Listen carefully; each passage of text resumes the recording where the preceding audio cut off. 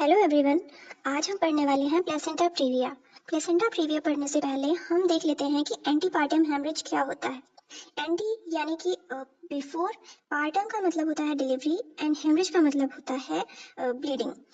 तो antepartum haemorrhage का मतलब होता है कि ब्लीडिंग होना वजाइना के through after crossing period of viability till delivery. Period of viability cross करने के बाद वजाइना के रास्ते जो ब्लीडिंग देखने को मिलती है उसे हम एंटीपार्टम हेमरेज कहते हैं। यहाँ पे हमने एक स्केल ड्रॉ की हुई है। उसमें जब प्रेगनेंसी शुरू होती है यानी कि 0 वीक से हम जब काउंट कर रहे हैं 28 वीक्स तक, तो इस बीच में अगर हेमरेज होता है तो उसे हम अर्ली हेमरेज कहेंगे। और 28 वीक्स के बाद से लेकर टर्म प्रेगनेंसी तक जो ब्लीडिंग होगी उसे हम एंटीपार्टम हेमरेज कहते हैं। अर्ली हेमरेज होने के कई सारे चांसेस हो सकते हैं, जैसे कि अबॉर्शन या एक्टोपिक प्रेगनेंसी। एंटीपार्टम हेमरेज के मेनली 2 कॉजेज होते हैं, दैट इज प्लेसेंटा प्रीविया या फिर एब्रैप्सियो प्लेसेंटा। अब हम देखेंगे कि प्लेसेंटा प्रीविया क्या होता है। नॉर्मली जो प्लेसेंटा होता है वो यूट्रस के अपर यूट्राइन सेगमेंट में स्थित होता है, लेकिन प्लेसेंटा प्रीविया में प्लेसेंटा जो होता है वो यूट्रस के लोअर यूट्राइन सेगमेंट में आके अटैच हो जाता है। उसे ही हम प्लेसेंटा प्रीविया कहते हैं। आगे अगर हम बात करें टाइप्स ऑफ प्लेसेंटा की, तो ये 4 टाइप्स के होते हैं, type 1, type second, type third and type fourth. Type first जो है that is low line placenta previa, type second marginal placenta previa, type third incomplete placenta previa या फिर partial placenta previa, type fourth complete placenta previa. Type second placenta previa में 2 तरह के होते हैं, एक एंटीरियर और एक पोस्टीरियर। टाइप फर्स्ट जो है ये माइनर डिग्री प्लेसेंटा प्रीविया होता है, जो कि अटैच होता है लोअर यूट्राइन सेगमेंट से, but do not touch internal ओस। ये इंटरनल ओस को टच नहीं करता है। And type second placenta previa जो होता है, placenta touch the margin of the internal ओस। इसमें प्लेसेंटा इंटरनल ओस को कवर नहीं करता है, लेकिन उसकी मार्जिन को टच करता है। इसको मार्जिनल प्लेसेंटा प्रीविया कहते हैं। इसमें 2 तरह के होते हैं, एंटीरियर एंड पोस्टीरियर। एंटीरियर जो होता है ये माइनर डिग्री प्लेसेंटा प्रीविया होता है और पोस्टीरियर जो है वो मेजर डिग्री प्लेसेंटा प्रीविया में आता है। सबसे ज्यादा जो डेंजरस प्लेसेंटा प्रीविया होता है वो टाइप सेकेंड का पोस्टीरियर होता है।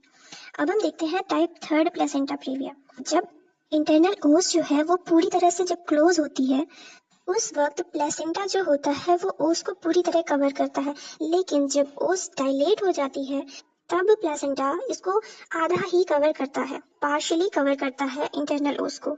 ये भी मेजर डिग्री प्लेसेंटा प्रीविया में कंसीडर किया जाता है। आगे हम देखते हैं टाइप 4। इसमें इंटरनल ओस जब फुली डायलेट हो जाता है उसके बाद भी प्लेसेंटा ओस को कम्प्लीटली कवर करता है, इसे हम टाइप 4 प्लेसेंटा प्रीविया कहते हैं। टाइप 4 प्लेसेंटा प्रीविया भी मेजर डिग्री में कंसीडर किया जाता है। एक बार हम देख लेते हैं कि माइनर डिग्री में कौन कौन से आते हैं और मेजर डिग्री में कौन कौन से आते हैं। माइनर डिग्री में टाइप फर्स्ट और टाइप सेकेंड का एंटीरियर आता है, और मेजर डिग्री में जो होते हैं वह टाइप सेकेंड का posterior, type third and type fourth. Next हम बात करते हैं स्टॉलवर्दी साइन की। इसमें क्या होता है कि ये यूट्रस है, प्लेसेंटा जो है इसने इंटरनल ओस को कम्प्लीटली कवर किया हुआ है। स्टॉलवर्दी साइन में पर एब्डोमिनली प्रेशर लगाया जाता है, जिससे कि फीटस का हेड जो होता है वो आकर प्लेसेंटा पे टकराता है, तो प्लेसेंटा जो है वो सप्रेस हो जाता है और इसकी ब्लड सप्लाई डिक्रीज हो जाती है, जिससे कि फीटस में भी ब्लड सप्लाई डिक्रीज हो जाती है। फीटस उस सप्लाई को कंप्लीट करने के लिए हार्ट रेट इंक्रीज करता है। उसके बाद प्रेशर हटाने पे फीटल हार्ट रेट फिर से नॉर्मल हो जाती है, इसे ही हम स्टारवर्दी साइन कहते हैं। नेक्स्ट, ऐसे कौन कौन से रिस्क फैक्टर हैं जिनकी वजह से प्लेसेंटा प्रीविया होने के चांसेस होते हैं। तो first one is big size of placenta. ये कौन कौन सी कंडीशन में हो सकता है, वो है मल्टीपल प्रेगनेंसीज, जैसे कि ट्विन प्रेगनेंसी या फिर डायबिटिक मदर।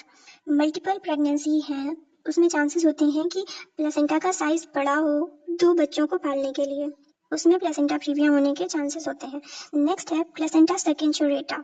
ये एक प्लेसेंटल डिसऑर्डर होता है। इसमें प्लेसेंटा का एक एक्स्ट्रा लोब होता है, एक स्मॉल लोब मेन लोब के साथ में अटैच होता है। जो स्मॉल लोब है वो यूट्रस के लोअर सेगमेंट में आके अटैच हो सकता है।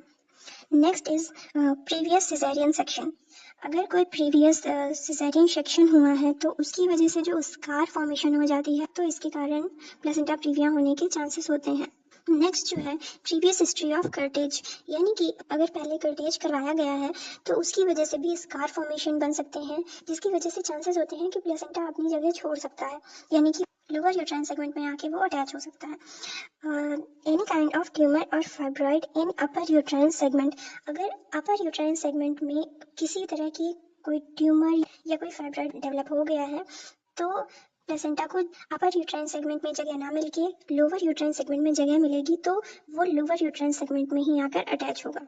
नेक्स्ट, अगर किसी तरह का यूट्राइन ऑपरेशन हुआ है पहले, तो इसमें भी स्कार फॉर्मेशन हो जाते हैं जिसकी वजह से प्लेसेंटा प्रीविया होता है। अगर यूट्रस की इनर लेयर में किसी तरह का कोई इन्फेक्शन है तो उसकी वजह से भी प्लेसेंटा प्रीविया हो सकते हैं। मल्टीपैरिटी की वजह से वेसल्स वीक होने लगती हैं, जिससे कि चांसेस होते हैं प्लेसेंटा प्रीविया होने के। एडवांस्ड मैटरनल एज अगर 30 या 35 से ज़्यादा है तो भी रिस्क होता है प्लेसेंटा प्रीविया का। नेक्स्ट हम देखेंगे कि कौन कौन से क्लिनिकल फीचर्स हैं जो कि प्लेसेंटा प्रीविया की फीमेल में देखने को मिलता है। प्लेसेंटा प्रीविया में जब ब्लीडिंग स्टार्ट होती है तो वो सडन होती है, कोई पेन नहीं होता है, बिना किसी कारण के होती है। ऐसा नहीं होता है कि फीमेल कहीं गिर गई है या उसे चोट लग गई है तो उसकी वजह से ब्लीडिंग हो रही है, वो बिना कारण के ही ब्लीडिंग होगी और रिकरेंट ब्लीडिंग होती है और इसमें स्मॉल अमाउंट ब्लीडिंग देखने को मिलती है। पेशेंट की जो जनरल कंडीशन है वो डिपेंड करता है कि ब्लड लॉस कितना हो चुका है। एब्डोमिनल एग्जामिनेशन करने पे हमें एब्डोमेन सॉफ्ट फील होता है और फीटल पार्ट्स जो हैं वो इजीली पैल्पेबल होते हैं। फीटल हार्ट साउंड जो होता है वो भी हमें नॉर्मल सुनाई देता है।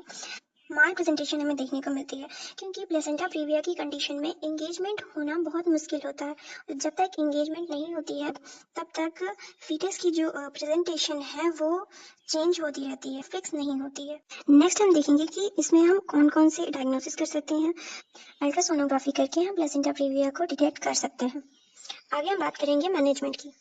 इसमें दो तरह के मैनेजमेंट दिए जाते हैं, पहला है कंजर्वेटिव मैनेजमेंट और दूसरा है active management. Conservative management provide करने के लिए हमें इन कंडीशंस को ध्यान में रखना होगा कि प्रेगनेंसी जो है वो लेस देन 37 वीक्स हो, मदर जो है वो हीमोडायनेमिकली स्टेबल हो, यानी कि उसका हीमोग्लोबिन लेवल जो है वो मोर देन 10 mg/dl हो और हिमेटोक्रिट वैल्यू जो है वो भी मोर देन 30% होनी चाहिए और किसी भी तरह की कोई ब्लीडिंग प्रेजेंट नहीं होनी चाहिए। फीटल हार्ट साउंड और फीटल की कंडीशंस नॉर्मल होनी चाहिए और कोई भी कंजेनाइटल मालफॉर्मेशन प्रेजेंट ना हो। कंजर्वेटिव मैनेजमेंट में सबसे पहले हम पेशेंट को हॉस्पिटलाइज करेंगे, उसके बाद पेशेंट को बेड रेस्ट पे रखना है और अंडर क्लोज ऑब्जर्वेशन ही पेशेंट को रखना है। इसके बाद पेशेंट के ब्लड को हम क्रॉस मैच करवा के अरेंज कर लेंगे पहले से ही किसी भी तरह की इमरजेंसी कंडीशंस के लिए और पेशेंट को अंडर ऑब्जर्वेशन रखेंगे टिल 37 वीक्स। इसके बाद पेशेंट की डिलीवरी करवा दी जाएगी और इसमें हम कुछ मेडिकेशंस भी प्रोवाइड करते हैं, जैसे कि टैबलेट प्रोवाइड करेंगे हम निफेडिपिन। ये निफेडिपिन टैबलेट जो है वो माइल्ड कॉन्ट्रैक्शंस के लिए प्रोवाइड की जाती है और हम डेक्सामेथासोन या बीटामेथासोन भी प्रोवाइड कर सकते हैं फॉर लंग मैच्योरिटी। डेक्सामेथासोन या बीटामेथासोन टैबलेट देने के 24 घंटे के बाद डिलीवरी करवाई जाती है ताकि उससे फीटस के लंग्स मैच्योर हो सके, क्योंकि प्लेसेंटा प्रीविया की कंडीशन में सप्रेशन के कारण बर्थ एस्पाइक्सिया होने के बहुत ज़्यादा चांसेस होते हैं। आगे हम बात करते हैं एक्टिव मैनेजमेंट की। इसको हम रेडिकल मैनेजमेंट भी कहते हैं। तो एक्टिव मैनेजमेंट किस कंडीशन में करते हैं? जब प्रेगनेंसी 37 वीक्स या उससे ज़्यादा की होती है तब हम रेडिकल मैनेजमेंट करवाते हैं और मदर की कंडीशन जो है वो हीमोडायनेमिकली अनस्टेबल हो, ब्लीडिंग हो रही हो, फीटल हार्ट साउंड जो है वो एब्सेंट हो, फीटल डिस्ट्रेस की कंडीशन हो या फिर किसी तरह का कंजेनाइटल डिफॉर्मिटी प्रेजेंट हो। इन कंडीशंस में हम एक्टिव मैनेजमेंट को फॉलो करते हैं। एक्टिव या रेडिकल मैनेजमेंट हम कैसे करेंगे, उसमें भी दो कंडीशंस हैं। माइल्ड डिग्री प्लेसेंटा प्रीविया है तो हम वजाइनल डिलीवरी करवाएंगे। उसके लिए हमें क्या करना है, आर्टिफिशियल रप्चर ऑफ मेम्ब्रेन करेंगे और ऑक्सीटोसिन देंगे कॉन्ट्रैक्शंस के लिए। इसके बाद अगर किसी तरह की ब्लीडिंग नहीं हो रही है तो हम डिलीवरी करवा देंगे। मेजर डिग्री प्लेसेंटा प्रीविया अगर है तो ऐसे केसेस में सिजेरियन सेक्शन ही करवाया जाता है। नेक्स्ट हम देखेंगे कि कौन कौन से कॉम्प्लिकेशंस होते हैं। माल प्रेजेंटेशन हमें देखने को मिलता है फीटस में एंगेजमेंट ना हो पाने के कारण। प्लेसेंटा प्रीविया की जो कंडीशन है वो 28 वीक्स के बाद ही देखने को मिलती है, तो जिसके कारण एंटीपार्टम हेमरेज की कंडीशन देखने को मिलती है। प्रेगनेंसी की कंडीशन नॉर्मल ना होने के कारण डिलीवरी समय से पहले भी करवा दी जाती है, जिसके कारण कि प्री मेच्योर बेबी होता है। बर्थ एस्पाइक्सिया की कंडीशंस देखने को मिलती हैं या फिर लो बर्थ वेट बेबी भी देखने को मिलता है। Early rupture of membrane and intrapartum haemorrhage, placenta previa की कंडीशन में प्लेसेंटा लोअर यूट्राइन सेगमेंट में अटैच होता है, जिसके कारण प्लेसेंटा पर ज़्यादा प्रेशर पड़ने के चांसेस होते हैं, जिसके कारण डिलीवरी के दौरान भी ब्लीडिंग होने के चांसेस होते हैं।